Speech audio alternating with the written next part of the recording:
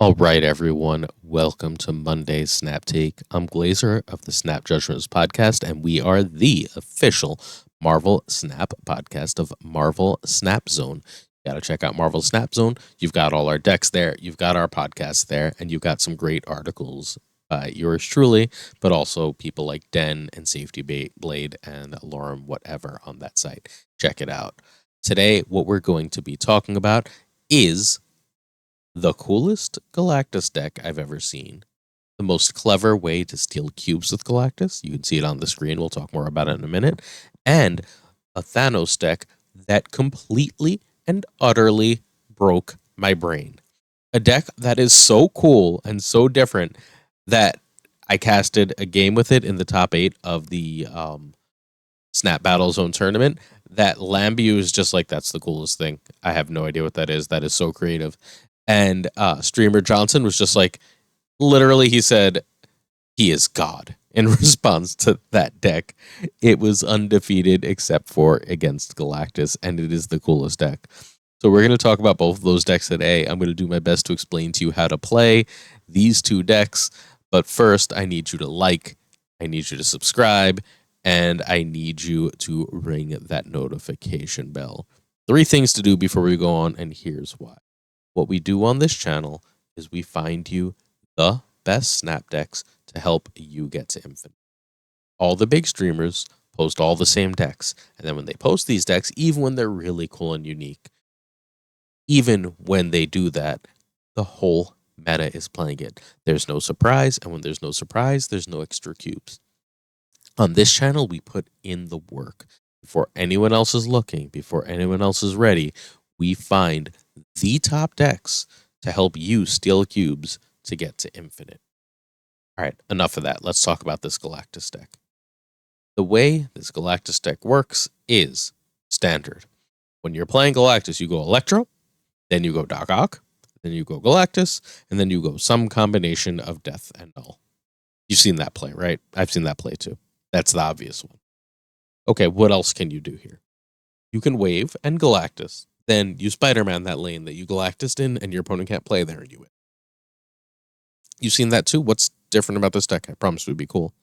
Okay, the different thing about this deck is what its game plan is when you don't see Galactus. Let's go over the main one. The main game plan is you Electro into Sandman. Then you play Doom, then you play Odin. That's a totally different deck. That's the Sandman ramp deck that like limits players. Great. All over the meta right now are decks featuring Sarah, decks featuring Kitty Pryde. This deck says, I can snap before I play Sandman. I've seen Kitty Pryde come down 2-3 times by now. I can snap before I play Sandman. The second I drop Sandman, they leave 2 free cubes. Assuming I've snapped appropriately Galactus, the second I drop Spider-Man, they leave 2 free cubes. The second I Doc Ock then Galactus, they leave 2 free cubes. Okay, great. But, like, I didn't see my Electro on curve, so I can't just Electro Sandman. What else can I do? Well, I can Wave into Doom. Wave Doom, Sandman Odin. Or Wave Doom, Doc Ock Odin. Either one works just fine. What else can I do? I can Electro into Dr. Octopus, then Odin or Spider-Man, and then just play America. Okay, what else can I do? I can wait till 4 to wave into Odin. Sorry, wave on 4 into Odin on 5 into Doom. Now I've limited their turn. I've done Poor Man Sandman. All these possibilities are ways for your deck to basically steal wins from opponents who want to go wide. Your main game plan is still Galactus. Galactus is a wonderful way to get cubes. Galactus is probably one of the 2 or 3 most powerful things you can do in the game right now. You need a backup plan, and this backup plan is a way to fundamentally steal yourself more cubes before the opponent knows what hit them. This isn't actually my lead deck for today, despite it being first. The reason we're talking about this is because if you enjoy Galactus and are trying to hit Infinite in the next day or two, it's Monday, the patch is coming Tuesday night. I don't know, but I think Galactus is going to be nerfed, and I'm going to tell you the two big reasons why. The first is Glenn said when Galactus had a really high play rate but a low win rate, they weren't convinced it was worth nerfing. But since they said that, Galactus's win rate has done nothing but climb. So we might be at a point. It just won that Snap Battle Arena tournament I casted in a mirror in the final. So we might be at a point that they don't want Conquest mode to be Galactus mode, so it gets nerfed. They said that they were looking at it. Every time they say they're looking at something in that way, it ends up nerfed relatively soon. The other reason is we just had Bounce nerfed in the most recent OTA last Thursday. When Bounce was nerfed, what was fundamentally said was its only real bad matchup was Galactus. So we nerfed it because some changes coming later might make it too strong. Well, those changes coming later are very likely Galactus. And if they are Galactus, then Bounce would therefore be the very top deck. So they nerfed it in advance so that when they nerf Galactus on this patch, everything is still balanced. Or at least that's my theory. So far, so good. Galactus may only have 2 days left. And while you're not going to climb very quickly, you're not really winning 8 cubers with this deck.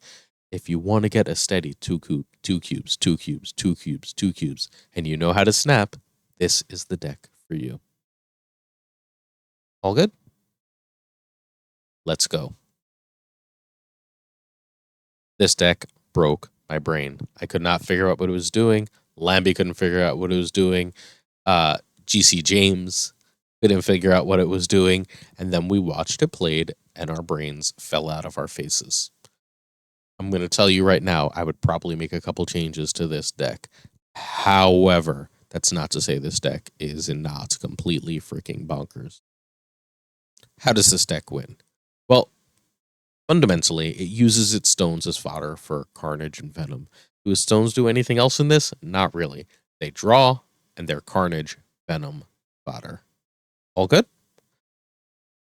There's one other thing the stones do. We'll talk about that very, very, very soon.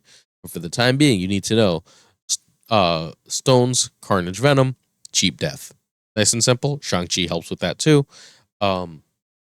I could see a null here. There's not really room for null right now. That's fine.